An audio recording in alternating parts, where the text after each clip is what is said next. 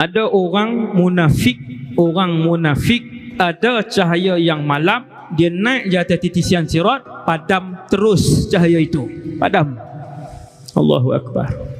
Di atas titis sirat itu ketika berjalan ada cangkok-cangkok besi yang rupanya seperti mata kail, yang mana cangkok-cangkok besi seperti kail-kail itu dibaling-baling daripada neraka. Apabila lalu tuannya, maka cangkok besi ini akan meragut perut orang itu, dia buat turun. Macam mata kail tu. Arab sebut sinirah kalau tak silap saya. Sinirah. Kalau tengok gambar sinirah tu macam mata kail bentuk dia. Dia cakok, dia tarik turun.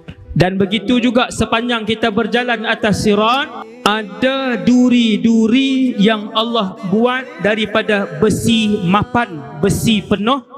Bentuknya duri kasyauqis sa'dan. Nabi sebut syauqus sa'dan adalah nama pokok. Bentuk dia tuan-tuan di Malaysia tak ada, cuma 90% hampir seperti bentuk landak laut. Landak laut kan keliling tu duri, tapi duri landak laut dia tak bisa. Saya pernah kena sekali kan, dia tak bisa sangat, sakit lah sikit kena, tapi kita tuang cuka tu selesai lah. Tuang cuka kan landak laut bila kita pijak. Tapi nak gambarkan syauqus sa'dan yang ada atas titian sirat yang Allah buat daripada besi, keseluruhannya adalah duri-duri yang terpacak. Duri itulah yang ada di atas titian sirat, penuh duri tuan-tuan. Dia bukan boleh elak duri itu, dia keliling duri, ribuan duri.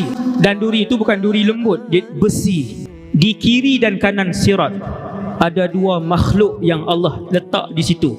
Makhluk yang pertama namanya silaturrahim, makhluk yang kedua namanya amanah.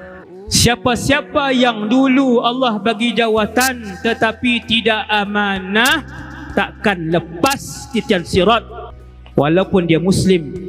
Hati-hati yang pegang amanah, yang pegang tanggungjawab, hati-hati, benda itu disoal oleh Allah. Kamu Perdana Menteri, kamu timbalan Perdana Menteri, kamu Sultan, tiap-tiap inci pemerintahan kamu akan disoal oleh Allah Jalla Jalaluh. Dia bukan seronok terima gaji macam tu, bukan. Nabi kata innahu lanadamah. Jawatan itu adalah satu penyesalan besar wahai Abu Dhar. Dia bukan benda seronok nak pegang. Benda yang menitiskan air mata Umar bin Al-Khattab. Ketika disoal, Umar kata aku takut nak jawab.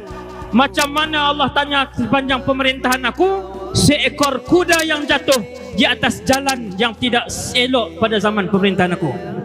Binatang binatang kalau buat nanya ke orang, kamu memerintah, kamu buat nanya ke orang, juta-juta pula bilangan orang. Hati-hati, ia penyesalan besar wahai Abu Dhar, penyesalan yang besar. Sehingga Allah meletakkan amanah satu tempat di titian sirat, dan Allah letakkan silaturrahim.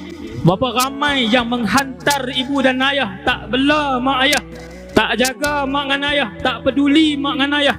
Apa ramai yang putus silaturrahim, hubungan dengan ibu, dengan abang, dengan kakak, dengan adik disebabkan harta. Hati-hati, takkan selamat di atas titian sirat, mesti jatuh masuk ke dalam gaung neraka Jahannam. Sampai di hujung sekali, habis dah ni, janji 10 minit tadi.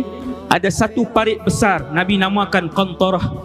Nak masuk syurga dah habis dah titian sirat, ada lagi parit. Di dalam parit itulah semua manusia masing-masing akan dihukum di antara satu sama lain. Dia ni ambil hak siapa, dia ni ambil hak siapa, diselesaikan di situ sehinggalah habis. Tak ada dah dosa dengan manusia, tak ada dah dosa dengan Allah.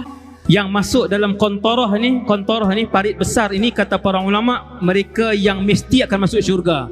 Tu pun Allah nak bersihkan dulu habis-habisan. Apabila habis dibersihkan, tidak ada sebesar zarrah pun kebencian di dalam hatinya, tidak ada sebesar zarrah pun dengki di dalam hatinya, tidak ada sebesar zarrah pun bongkak di dalam hatinya, baru masuk syurga.